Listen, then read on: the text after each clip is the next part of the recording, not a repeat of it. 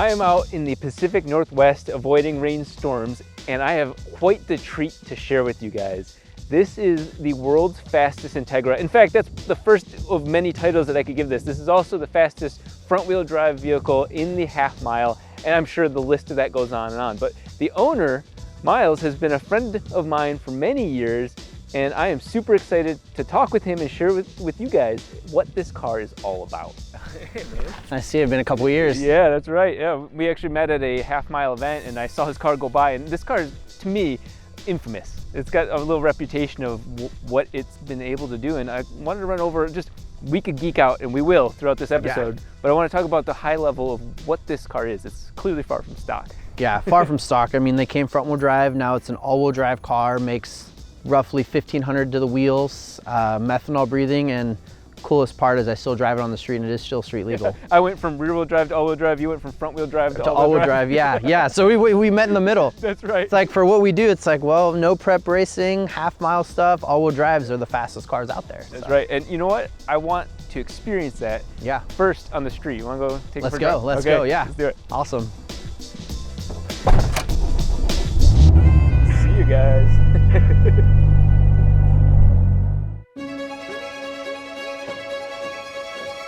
This being early spring, we drive right into the kind of Pacific Northwest rain that once stopped the Lewis and Clark expedition.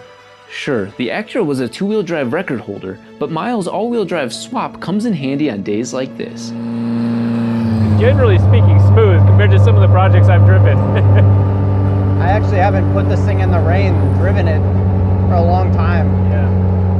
I've also never driven on these tires on wet, so I'm like being super cautious. 100%.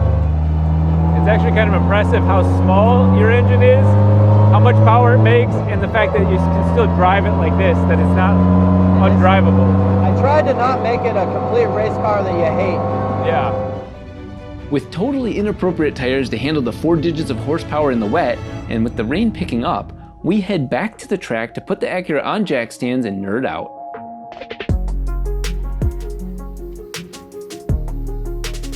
Okay, now I think the most important fact here, looking at this, is that I've known you for quite a few years, mostly digitally, but we've been friends for quite a while, is that your journey, just like mine, you started with this car bone stock. Correct, I bought it in 06 from technically the second owner. I've just been paving away as I go. So run me through, because we could deep dive way too quickly. Yes. Run me through what we are looking at. Yeah, so easiest way to start out is this is the factory motor that comes in this car. It's a 94 Integra GSR. So it has a 1.8 liter VTEC motor from the factory.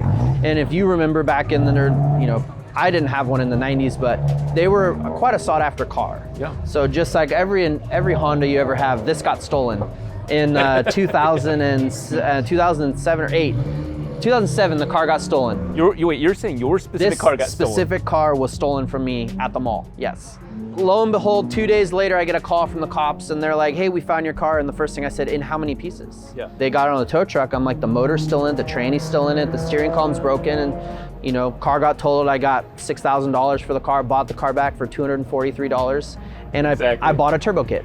In 2007, I bought a turbo kit, and it just started from there. Yeah. So now that the car is modified or hurt, you could touch it. I can touch it, yeah. Mm-hmm. So this revs to about 11,000 right now, and then which isn't a lot for the Honda world, because you got guys that'll rev 12,000, 13, right? Like I've heard of it. I've never done it.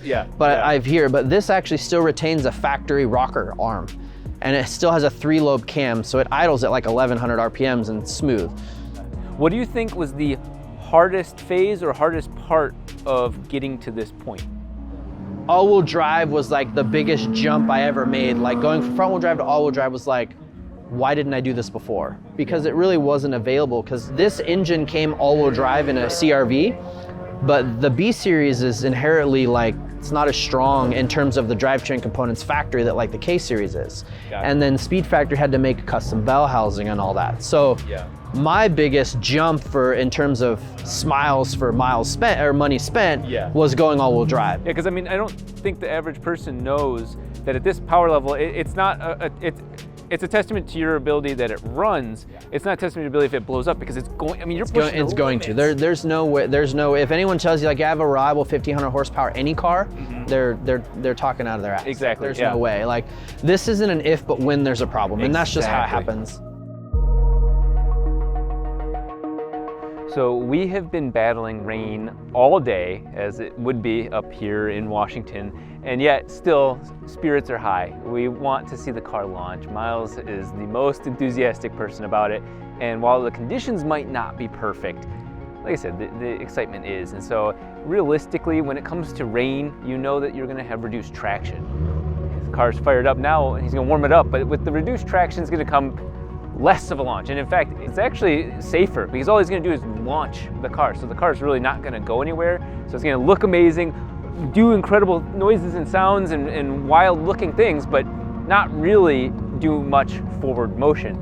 You can already see the rain coming off the tires. Now there is kind of a dry line that the racers from earlier sessions have set up, but nonetheless, it's not optimal. And it just shows you how critical this sort of thing actually is, that when you're at the half mile, you're fighting for every little bit of wheel slip and maximizing it. Well, that's kind of all out the window right here. This is definitely gonna be loud.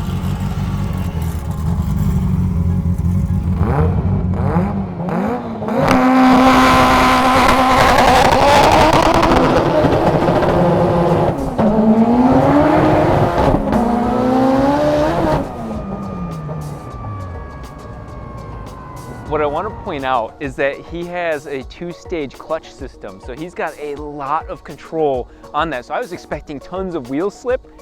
There really wasn't. His system, the way he's got that thing tuned, that was really impressive. I was expecting way more theatrics. He was here to win a race.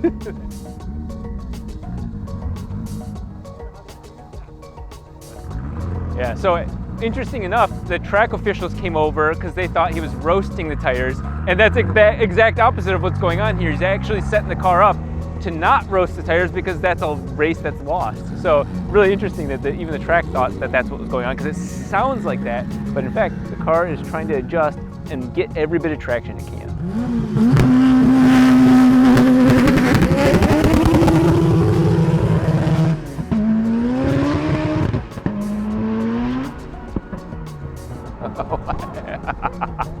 That is loud. That is very loud.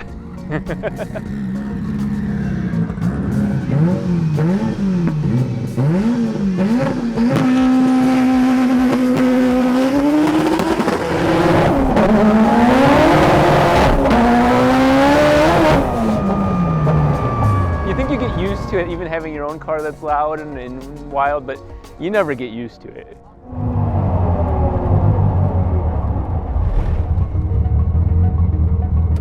Yeah, something's broken.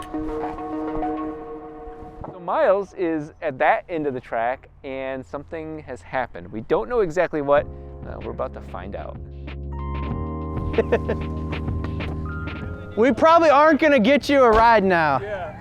I think it either broke the final drive or the transfer case, one of the two. Okay. So the beginning of this year, I took the transfer case apart, and all of them had cracks on it.